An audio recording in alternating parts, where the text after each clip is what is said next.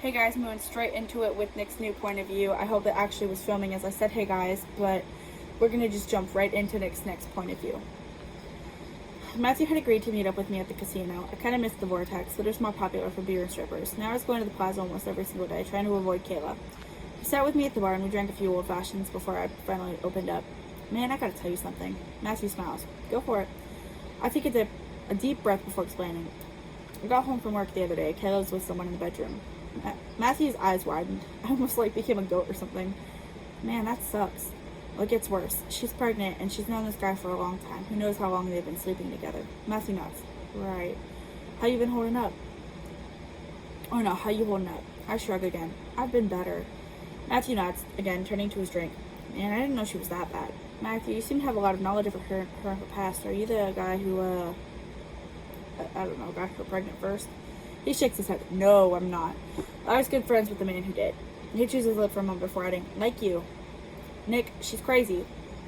Hell, she might not even be pregnant.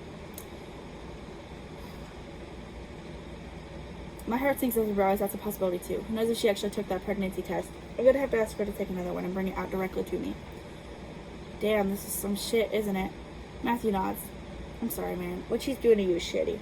I start my drink, wishing I stayed in Pennsylvania. I'll figure things out. I'm gonna head home, but I'll call you later, okay? Matthew nods and I leave, driving home to see Kayla in the kitchen at the table reading a book. She likes to read. I never would have guessed. That sounds kind of mean. Hey, can we talk? I ask. She sets her book down, looking up at me in shock. Yeah, about what? Could you take another pregnancy test just to confirm? Nick, tests don't lie. Well, I sighed, looking away. I don't know how they work exactly, but I'm not dumb. I know sometimes you get the wrong results. I knew someone once who got 2 lines twice, and then another said she was pregnant 3 different times. It all depends. Just test yourself one more time, please. Fine. She stands up, slipping on some shoes and grabbing her purse. Come with me, then.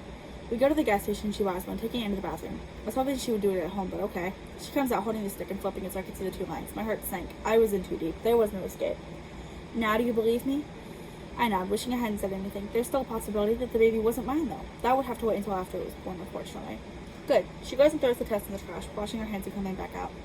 Nick, I love you. I know you don't think so, but this baby is yours. With that guy, it happened afterwards. I know. You cheated on me after getting pregnant. It makes perfect sense, doesn't it? Before she could say anything, I was walking back out to the car. We take the drive home, and I don't speak to her. At night, I don't face her while sleeping. I shrug her off when she tries to scoot closer, and I leave the house before she can wake up. I'm hurt, I'm angry, I'm lost, I'm confused. I begin to slack out work, not putting effort into the job. Yeah, it's a low-effort job, but that shows just how fucked up I am. The boss called me into the office. It was our first shift together in a while. Look, Nick, I need a body to do the things you're currently doing, but I don't need a skeleton. You need to pick it up and work harder, or I'm going to have to let you go. I stare at him blankly. I don't really care, dude. He sighs. Do you want this job or not? I shrug. Nick, I'm sorry, but you're fired. I'm sorry, but you're fired. That's so hilarious. Actually, I've never seen anybody really get fired, so I don't really know how the process goes. I think it's just kind of like, we're going to have to let you go. You're not doing your job. But I was trying to let you get your shit together, but you can't, so I have to let you go. Oh, literally what I just said. I nod, turning and leaving. I went home, changed out of my work clothes, and went to the plaza. I sat at the bar, drinking my sorrows away. Matthew sat beside me and smiled weakly as I chugged beer after beer. I didn't want to face reality. It was fucked up. Hey, I think you had to slow down, kid. I shrugged again, sliding off the stool and heading over to the back where people were playing slots and card games. I took a seat at the blackjack table, betting more than what I had. I lost and some guy told me to pay up. I smiled at him and held up my hands. Sorry, man, I don't got nothing. He grabbed me by the collar of my shirt and shook me wildly. You just wasted my time. You better pay me back before you weasel yourself out of here. I laughed and sobered up. No. I punched the guy and he lets me go instantly. I kick him and then grab a bat off the wall that was for display. I beat him with it repeatedly, cursing him and he cried out in pain, begging for help. A bouncer or security or someone came over to me trying to take me away. I turned and beat them with it and I heard something crack when the bat made contact with their face. I kicked them when they landed on the ground before I was finally wrestled with, the bat being confiscated and me being hoisted upright in cuffs. I guarded the guy who started it and listened to my Miranda rights as the officers tucked me into the back of the car. I watched out the window as I was taken to the station and my name was searched in the system. I did a mugshot and was sent to spend some time there until I could have a fair trial. My trial was on Friday and the judge gave me a year of community service. I was going to end up having a lengthy jail sentence, but I talked him out of it. I didn't have a lawyer to represent me, not a good one at least. The guy practically drooled and slept all the time, so I was mostly on my own. When I was released, I went home to hear Kayla in the bathroom crying. I opened the door and she sat on the floor near the toilet, sobbing. What happened? I asked, walking over and peering into the toilet. The water was red and something was kind of floating. It looked like toilet paper. If I'm being honest, and food coloring... It looked like toilet paper, if I'm being honest, and food coloring seemed to have stayed in the sides. Nick, I miscarried. I'm so sorry. This has happened before. Can we try again? I stare into the water, then look over at her. Not tonight. I turn and leave, looking up the phone number for the abortion clinic. I would go visit them tomorrow, and I'd ask them if they'd had Kayla come through. I doubt they'd tell me, but I had to try. In the morning, I was there first thing in the morning.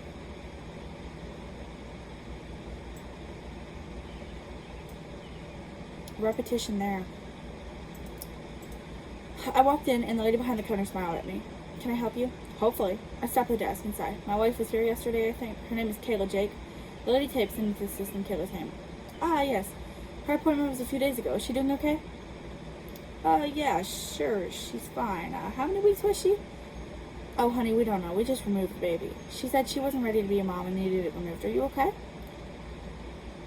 She told me she wants kids right now. She was pregnant with my baby. She didn't even aborted it. Saying it a lot sunk it deeper into my skull. I can't believe it. Oh, honey, I'm sorry. We didn't know she was married and everything. We don't ask too much about the lives of our patients. It's okay. Thanks for telling me. I live in Go over the casino. I'd be spending a lot of time here. I gambled with money I had from before the fines and fees, and I divorced Kayla.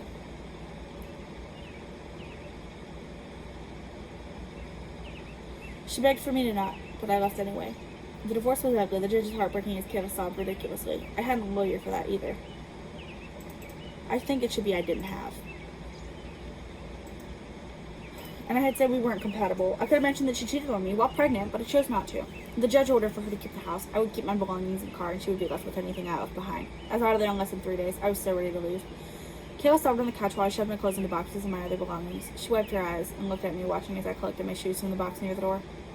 Nick, I'm so sorry. Can we please try again? I stiffened. I didn't want her to talk to me. She wasn't technically even supposed to be this close. I turned to her, eyeing her. Why would I? If you wanted to be with me so badly, you wouldn't have aborted our child. Her eyes widened, and I felt a surge of power. I'm not dumb, Kayla. You killed our baby. Our son, she mutters. It was a boy.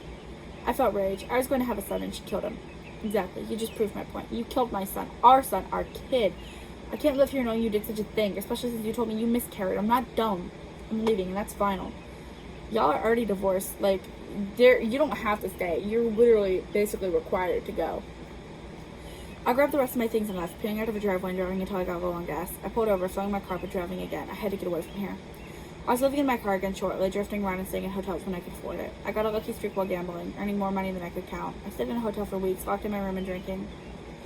I would lay in bed all day, staring at the ceiling, remembering the things I lost. Kayla, my son, my job, a lot more money than I probably should. My mom, as awful as she was, taught me to trust God. She always told me he would come through for me. Oops. When I needed him. Oh, that's not even capitalized either. Okay. But now that I'm here, where is he? My faith in him had always been iffy. I would often question things and look for explanations. Now that I'm at the lowest point in my life, I don't see him reaching down and helping. Maybe he's not real. Maybe everything is something that was made up so people have something to hope for. I sigh, rolling over and closing my eyes. I don't have anything. I don't think God would take it from me. Not like that. Maybe he isn't real. Maybe it's all a hoax. I grow further from believing with each passing day, with each loss, each hangover. I sleep a lot, go to casinos and gamble away. I'm not lucky anymore either. I'll hit a good streak once in a while, but there's never enough to support me. I sleep in my car and I drive around aimlessly. Sometimes I just sit in my car and stare into nothingness. There's really nothing to do in the world. Nothing for me, at least. Somehow I had ended up driving down to Georgia. I was in Atlanta now, but I didn't plan on staying here. I was thinking about heading back to Las Vegas or Los Angeles, somewhere people like me belong. I fiddle with my rings, the logo of Hell's Legion on one of them. I wear them a lot lately. They've always been my lucky charm, and here I am with them again. Too bad the luck has run out. I lean back in the seat, closing my eyes and falling asleep again. This is stupid. One, just in case anybody that knows me is watching this, I do not support Nick's beliefs. Like, I believe in God, and, like, Nick's an agnostic, not an atheist, first of all. So, I don't really support Nick's, like, I believe in God, while Nick is like, well, is he really real? But I do kind of understand why Nick would feel that way. So, there's that, I guess. Nick has a pretty rough life right now. It makes me kind of sad for him that he feels like it's just so bad.